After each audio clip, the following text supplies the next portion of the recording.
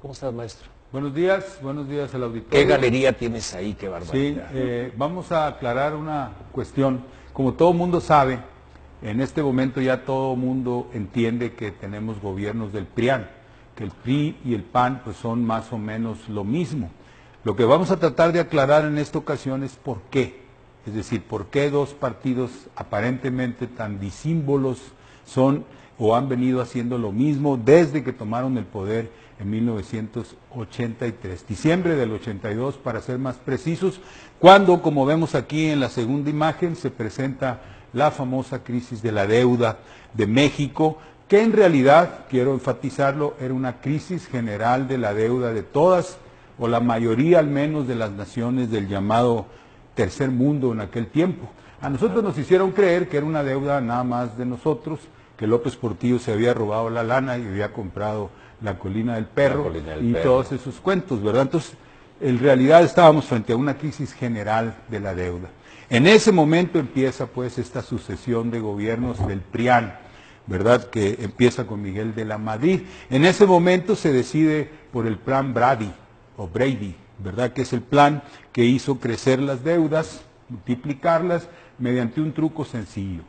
No puedes pagar, manito, así que te voy a mandar la deuda a 20 años, a 30 años, pero a cambio de eso tú me vas a dar las de estas, ¿no? Porque vas a tener que entregar todo lo que tengas de propiedad de la nación, de bienes nacionales, para poder cubrir esa deuda por la vía de las privatizaciones. Y además me las vas a vender baratas, ¿verdad? Y el plan Brady, insisto, como se ve aquí en la siguiente imagen, no fue solamente de México en el periodo de la entrada de Miguel de la Madrid, cuando viene Brady. Nicholas Brady era el señor que dirigía el Tesoro norteamericano, viene, supuestamente le diseña un plan a México para que pague su deuda de esa manera, ¿verdad? A largo plazo y entregando los bienes nacionales, el proceso de privatizaciones. Pero, como podemos ver en la siguiente imagen, los planes Brady se dieron por todos lados. En Argentina también implementó su plan Brady. Ahí está Menem.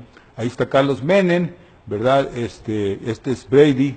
Y bueno, pues allá también hicieron un plan para pagar una deuda que no podían pagar. Era una crisis general de la deuda que, insisto, a nosotros nos hicieron creer que era nada más problema de México y del malvado de López Portillo que se había llevado la lana. Aquí en la siguiente imagen vemos pues cómo empieza ya el proceso de someter a México a los dictados del plan Brady. La primera cuestión fue la entrada de México al GATT y la pérdida de la soberanía en materia de planeación económica, sobre todo en la protección al campo. Con el GATT, a la entrada al GATT se firma que México ya va a empezar a dejar de proteger su producción de alimentos, que era lo crucial, lo básico, ¿verdad? Donde se pierde, si no tienes comida, pues no tienes soberanía, no tienes autonomía de ningún tipo. Luego vino el famoso, ya sabemos, firma del Tratado de Libre Comercio, en donde ya se abrió todo, México se dedica, según el plan Brady, pues a entregar todo por la vía de la privatización, y como no tiene dinero, pues va a abrir todas sus puertas a la inversión extranjera. Y nos vamos a hacer un gran recipiente de inversión extranjera y vamos a ofrecer nuestra mano de obra barata como el único bien que tiene el país, porque todo lo demás pues se va a estar vendiendo, ¿verdad? Y eso es básicamente en lo que consiste el Tratado de Libre Comercio, que era previsible, como dijo LaRouche en aquel tiempo, que iba a convertir a México en un nuevo Auschwitz, es decir, un campo de mano de obra barata, un campo de muerte, que es lo que ahora ya tenemos, ¿verdad? Con estos 125,000 muertos nada más en el los 25,000 muertos nada más en el 2017, y todo lo que es el dominio de las maquiladoras, ¿verdad? La mano de obra barata, los suicidios, la desesperación. En la imagen que sigue podemos ver que el plan Brady no resolvió lo que decía que iba a resolver, porque en aquel momento de la crisis de la deuda, en que se culpaba a López Portillo, se nos dijo, ya nomás quitando al PRI se va a arreglar todo, porque ya el gobierno no va a ser corrupto y todo se va a arreglar. Los quitaron a los del PRI, metieron a los del PAN y la deuda se disparó. Y eso que los panistas, como Calderón, como Fox, se las daban de ser muy buenos para evitar el crecimiento de la deuda, pues la multiplicaron, la dispararon. Pasamos de los humildes 85,000 millones de dólares que debía López Portillo a los casi 500,000 millones de dólares que se deben en este momento, ¿verdad? Así que no se resolvió el problema de la deuda, se disparó, ¿verdad? Y es lo que han administrado estos gobiernos a partir de la entrada de Miguel de la Madrid. La imagen que sigue, luego vino las privatizaciones, todos sabemos lo que la nación entregó, todos lo sabemos de memoria, Mexicana, por ejemplo, los ferrocarriles, Pemex ahora, la Comisión Federal de Electricidad, que la van vendiendo en pedacitos, ¿verdad? Telmex, que se entregó de un jalón a Carlos Slim y crearon este millonario, y Mevisión para los Salinas, que son súper privatizadores, pero se hicieron de una televisión del Estado. La que sigue, y aquí están los nombres de los más famosos privatizadores o beneficiarios, en este caso de Carlos Salinas, que fue el que les entregó todos estos bienes, algunos de aquí de Monterrey, por supuesto, que se han hecho pues la gran plutocracia del país y del mundo, ¿verdad? Porque algunos de ellos son primeros lugares de millonarios en el mundo con los bienes nacionales. Así que en todo eso, vuelvo a poner la imagen de los presidentes, si no me equivoco, en todo este periodo se fue fraguando todo lo que estamos describiendo, ¿verdad?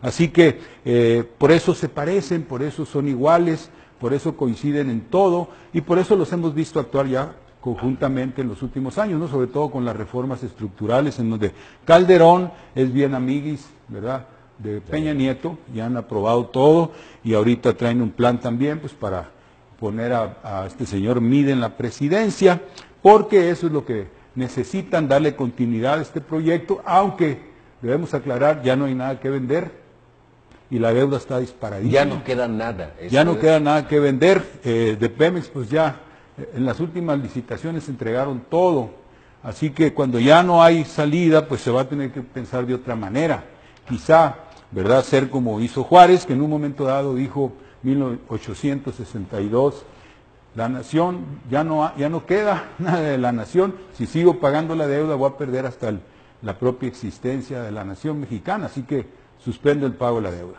que fue lo que Juárez hizo 2 veces, ¿verdad? Hay que traer a la memoria aquella moratoria que Juárez decretó, porque ahorita aquí en el proceso electoral todo el mundo se hace el oxiso, como que la deuda no existe, como que no hay problema, que todo es cuestión de ajustar el gasto y la corrupción y todo eso, pero la deuda pues es el elefante que está en la sala y nadie quiere mencionar, pero va a volver a expresarse de manera brutal, ¿verdad? Y ahí es donde vamos a tener que tomar grandes decisiones. Así que por esa razón el PRI y el PAN son lo mismo, ejecutores de un mismo proyecto que empezó en el 83 como un plan para pagar la deuda, pero la deuda se quintuplicó. Sabe que revisando la hemeroteca del Porvenir, 1980, recibía López Portillo el honoris causa en Francia y ahí hacía declaraciones contra la amenaza de las transnacionales. Es decir, todavía se conservaba ese asunto de la soberanía de México, de la economía mixta, del no envilecimiento del mercado. Una serie de cosas. Dijo una cosa también muy importante en la ONU, en su último discurso, ya como faltando pocos meses. Dijo, si continuamos por este camino económico, el liberalismo, vamos a una edad oscura sin posibilidades de renacimiento.